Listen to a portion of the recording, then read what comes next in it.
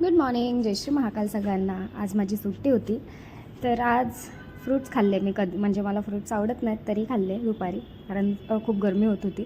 आणि त्यानंतर आम्ही संध्याकाळी मंदिराला निघालो, कारण जेव्हापासून ट्रॉफी भेटली मी मंदिरात गेले नव्हते. आणि मी महादेवाशिवाय तर माझा श्वासही नाही चालू शकत असं मला वाटतं. तर ऑब्व्हियसली त्यांना माझी हॅपीनेस शेअर करावीच लागेल मला. आणि कारण त्यांच्यामुळेच आज जी पण माझी अचिव्हमेंट आहे माझ्या महादेवामुळेच आहे. माझी मेहनत तर आहेच, पण त्यांच्याशिवाय काय नाही. मग सनसेट बघत बघत मस्ती करत करत पोचलो आणि तिथे प्रसाद वगैरे घ्यायचा होता, थांबलो आणि प्रसाद घेऊन परत निघालो मंदिरात जायला. आणि जसं मंदिरात पोचलो इतकं भारी वाटतं ना, की म्हणजे पुढे काही दिसतच नाही असं होतं. मग ट्रॉफी वगैरे दाखवली आणि इतकं छान सजवलेलं आज मंदिर. थोडं ध्यान लावलं की आपोआप डोळ्यातून पाणी येतं. आणि काय येतं म्हणजे मनात दुःख नसलं तरी माहीत नाही की काय एवढं डोळ्यातून पाणी येतं आणि रडायला होतं.